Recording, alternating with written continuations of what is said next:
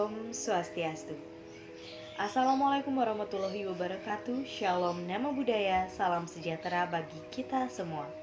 Yang terhormat Ibu Angga selaku guru pengampu mata pelajaran biologi di kelas 11 MIPA 1 dan juga teman-teman yang saya banggakan. Pada kesempatan yang berbahaya ini, izinkan kami dari kelompok Bronkus untuk mempresentasikan materi yang berkenaan dengan gangguan pada sistem reproduksi. Adapun penyakit yang akan kami bahas adalah penyakit Chlamydia. Namun sebelum itu izinkan kami untuk memperkenalkan diri anggota kelompok kami terlebih dahulu. Dimulai dari absen 8 yaitu Dwi Pratnya, kemudian absen 30 Sepna Anggreni, absen 36 Dian Novianti, absen 45 Dian Kusuma, dan absen 48 Ngurah Yoga. Sebelum kita lanjut ke materi, ada baiknya kita mengetahui tujuan dari pembelajaran kita kali ini, yaitu untuk mengetahui dan mempelajari bahaya penyakit menular seksual Chlamydia akibat dari pergaulan bebas pada anak di bawah umur. Baik teman-teman, mari kita lanjut pembahasan kita pada fase 1. Fase 1, orientasi siswa pada masalah. Halo semuanya, di sini saya akan memaparkan tentang fase 1, yaitu orientasi siswa pada masalah. Nah, sebelum kita masuk ke materi, mari kita simak dulu video yang ada pada PPT terlebih dahulu. Mencengangkan, miris, prihatin, 3 kata ini yang menggambarkan perasaan saya dan mungkin juga Anda ketika mendengar kasus ini. Siswi dan siswa SMP melakukan perbuatan asusila karena disuruh temannya. Lebih memprihatinkan lagi karena ternyata yang merencanakan dan merekam video asusila ini juga masih duduk di bangku SMP dan berjenis kelamin perempuan.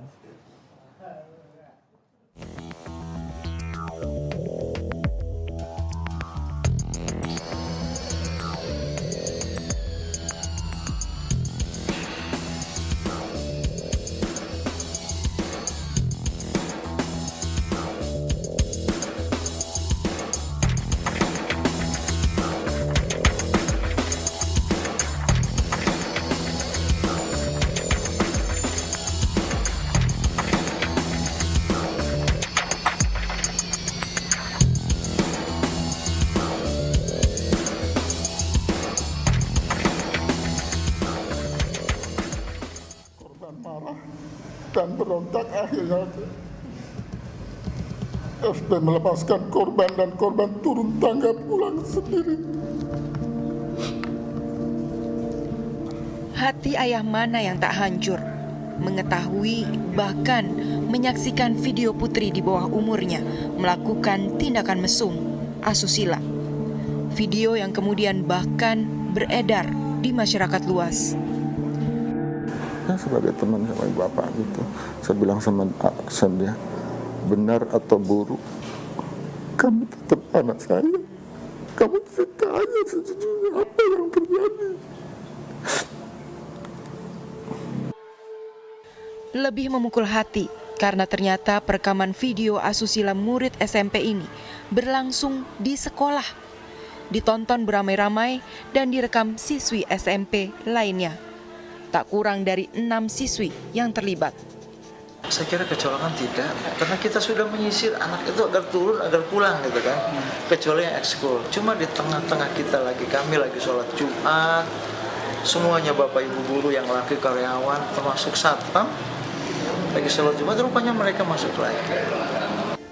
6 siswi SMP meminta teman perempuannya beradegan seksual dengan adik kelas dan merekam dengan telepon genggam.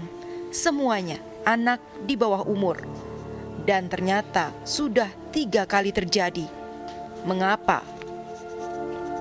Ya, ini disimpulkan memang kejadian perbuatan mesum tersebut suka sama suka ya.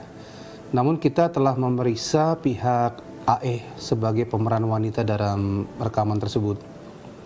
Ada keterangan yang perlu dikonfirmasikan dengan keterangan sebelumnya, ya, yang dikatakan agak dipaksa. Ya temannya yang maksa itu. Harus melakukan itu gitu. Ya, karena dia diancam gitu, katanya dia ada video, ada segala macam itu kan. Udah dari awal dia punya sesuatu yang buat anak saya gitu. Dia takut sekali gitu. Dia rapotnya jelek aja takut. Apalagi sampai dia harus dikeluarin sekolah, bagaimana ya kalau... Suka sama suka atau dipaksa bukan menjadi perhatian utama kami. Yang membuat tak habis pikir, ada apa dengan remaja-remaja kita? Penelusuran kami selanjutnya bahkan menemukan ada kasus seks bebas di bawah umur yang lebih mencengangkan. Perkosaan oleh anak sekolah dasar. Nah, setelah kita amati video tersebut, dapat kita analisis bahwa video tersebut mengabarkan tentang kejadian asusila di lingkungan sekolah. Terdapat seseorang siswi di sekolah tersebut yang masih di bawah umur yang diperkosa oleh siswa di sekolah tersebut. Kasus ini dapat terjadi karena rendahnya pengawasan dari tenaga pendidik kepada siswa yang bersangkutan, terlebih lagi yang masih di bawah umur. Apabila kita tinjau lebih dalam, kejadian seperti ini dapat menyebabkan gangguan pada sistem reproduksi. Fase 2, mengorganisasi siswa untuk belajar. Baik, di sini saya akan menjelaskan permasalahan yang akan dipecahkan. Yang pertama, rendahnya pengawasan tenaga pendidik terhadap anak di bawah umur dapat menimbulkan pergaulan bebas yang berdampak pada kesehatan sistem reproduksi. Yang kedua, pergaulan bebas dapat menyebabkan berbagai penyakit pada sistem reproduksi. Adapun hipotesis yang kami temukan antara lain, yang pertama, adanya pergaulan bebas dapat berdampak pada gangguan sistem reproduksi. Yang kedua, pergaulan bebas dapat menimbulkan penyakit menular seks, salah satunya yaitu chlamydia. Dan adapun juga rumus permasalahan yang akan kami pecahkan. Yang pertama, apakah pergaulan bebas dapat berdampak pada kesehatan sistem reproduksi? Yang kedua, bagaimana penyakit chlamydia bisa timbul hanya dengan pergaulan bebas? Nah, berikutnya kita akan masuk ke faktor-faktor apa saja yang dapat menyebabkan salah satu gangguan pada sistem reproduksi, yaitu penyakit chlamydia. Yang pertama adalah pergaulan bebas dan melakukan hubungan seks di bawah umur. Pergaulan bebas apabila tidak disikapi dengan baik dapat membawa pengaruh-pengaruh negatif seperti seks di luar nikah maupun seks di bawah umur. Nah, hubungan seksual ini apabila tidak dilakukan dengan edukasi yang tepat maupun cara yang tepat dapat meningkatkan penyebaran penyakit seperti salah satunya chlamydia. Yang kedua adalah seks beresiko tanpa alat pengaman. Hubungan seksual yang beresiko tanpa alat pengaman juga dapat menyebabkan penyebaran penyakit. Jadi dalam hubungan seksual ada baiknya kita menggunakan alat pengaman seperti kondom untuk menghindari hal-hal yang tidak diinginkan. Yang ketiga ada kehamilan. Dalam masa kehamilan, apabila si ibu telah terjangkit penyakit menular seksual seperti chlamydia, penyakit tersebut dapat diturunkan melalui anaknya, yaitu janin dalam kandungannya. Yang keempat adalah seks dengan berganti-ganti pasangan. Nah, apabila hubungan seksual dilakukan dengan berganti-ganti pasangan juga dapat menularkan berbagai penyakit. Maka dari itu hubungan seksual ada baiknya dilakukan hanya dalam hubungan pernikahan saja.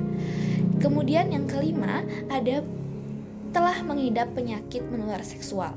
Apabila seseorang telah mengidap penyakit menular seksual, maka persentase terjangkitnya penyakit chlamydia dan penyakit lainnya itu juga akan semakin tinggi dan membahayakan orang-orang di sekitarnya.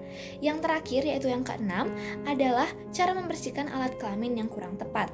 Apabila kita tidak membersihkan alat kelamin kita dengan benar sesuai cara yang tepat, dengan tangan yang kotor maupun air yang digunakan itu kurang baik, maka akan memicu kuman, bakteri itu akan lebih mudah mengontaminasi alat kelamin kita sehingga menjadi tidak bersih dan juga akan mudah terserang berbagai penyakit seperti salah satunya chlamydia.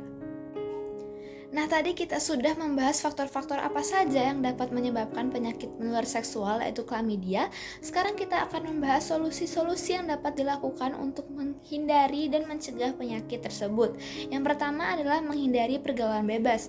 Dengan menghindari pergaulan bebas dan senantiasa menjaga diri kita sendiri, kita dapat mengurangi persentase terjangkit penyakit menular seksual dan menjaga kesehatan diri kita. Yang kedua, yaitu melakukan hubungan seksual pada waktunya dan dengan menggunakan alat pengaman. Ini artinya kita melakukan hubungan seksual yang aman dalam status pernikahan agar tidak ada hal-hal yang tidak diinginkan terjadi dan menjaga orang-orang yang kita sayangi. Yang ketiga yaitu setia pada pasangan. Nah, inilah kenapa hubungan seksual ada baiknya dilakukan pada saat pernikahan dan hanya dengan satu pasangan saja, sehingga kita dapat menghindari penyakit menular seksual dan melindungi dan orang-orang yang kita sayangi. Yang keempat yaitu menerapkan pola hidup bersih dan sehat. Dengan menerapkan pola hidup bersih dan sehat, kita dapat menghindarkan diri dari penyakit-penyakit menular seksual dan juga membuat diri kita bisa menjalani hari-hari dengan baik. Yang kelima yaitu membersihkan alat kelamin dengan cara yang benar. Membersihkan alat kelamin itu harus dilakukan dengan cara yang benar, yaitu dibersihkan dari depan ke belakang, serta dengan menggunakan air bersih dan dalam keadaan tangan yang bersih. Yang terakhir adalah mengisi waktu luang dengan kegiatan yang positif. Dengan mengisi waktu luang kita dengan melakukan hobi-hobi yang positif, kita dapat menjadi pribadi yang lebih kreatif dan produktif, serta menjadi pribadi yang lebih baik ke depannya. Fase 3. Membimbing penyelidikan individu maupun kelompok. Kita mulai pembahasan kita pada apa sih itu klamidia? Klamidia atau chlamydiasis adalah infeksi menular seksual yang disebabkan oleh bakteri yang bernama Chlamydia trachomatis. Penyakit ini bisa menyerang baik pria maupun wanita melalui adanya kontak seksual. Berikut adalah gambar serviks yang telah terinfeksi oleh penyakit chlamydia. Selanjutnya kita bahas adalah kasus penyakit chlamydia ini. Berdasarkan laporan pemerintah Inggris, permintaan di layanan kesehatan seksual dan reproduksi meningkat tajam yang disebut sebagai akibat dari adanya perubahan perilaku masyarakat. Laporan tersebut menyoroti jumlah infeksi menular seksual yang tercatat di antara yang berusia di atas 65 tahun meningkat sejumlah 20%. Dari awalnya 2.280 pada tahun 2017 menjadi 2.748 pada 2019. Dikutip dari The Guardian, meluasnya penggunaan aplikasi kencan menyebabkan meroketnya kasus infeksi menular seksual.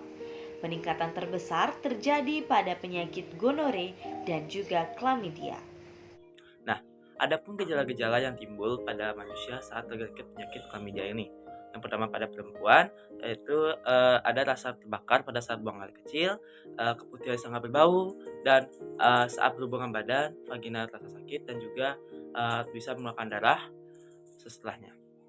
Kemudian pada laki-laki tidak jauh atau tidak selalu berbeda dengan perempuan, yaitu mengeluarkan cairan pada penis, lalu adanya luka bakar atau terasa terbakar saat buang air kecil, luka pada penis biasanya terasa gatal atau bahkan sakit pada saat berhubungan badan, penis akan terasa sakit, dan yang terakhir biasanya ada rasa sakit atau bengkak di salah satu atau kedua buah sakar. Fase 4. Mengembangkan dan menyajikan hasil karya. Berdasarkan pembahasan yang telah kita presentasikan, adapun dapat kita simpulkan bahwa seks bebas adalah hubungan yang dilakukan oleh laki-laki dan perempuan tanpa adanya ikatan perkawinan yang dapat menimbulkan risiko penyakit chlamydia. Chlamydia adalah penyakit menular seksual yang ditularkan melalui hubungan seks tanpa menggunakan alat pengaman. Baik pria maupun wanita, segala usia pun bisa terkena chlamydia. Gangguan sistem reproduksi ini dapat ditimbulkan oleh beberapa faktor, di antaranya pergaulan bebas, kehamilan, hingga berhubungan seksual di bawah umur. Faktor-faktor tersebut dapat kita hindari dengan cara menghindari pergaulan bebas, membersihkan alat kelamin dengan benar dan tepat, menerapkan pola hidup bersih dan sehat, serta tidak melakukan hubungan seksual di bawah umur. Dengan solusi ini, diharapkan penyakit chlamydia dapat dihindarkan dan dapat mengurangi kasus chlamydia di dunia. Baik teman-teman, sekian yang dapat kami presentasikan mengenai penyakit chlamydia. Semoga apa yang kita presentasikan dapat bermanfaat bagi teman-teman semua. Kita tutup dengan para mesanti. Om Santi Santi Santi Om. Wassalamualaikum warahmatullahi wabarakatuh. Shalom, namo buddhaya, salam sejahtera bagi kita semua.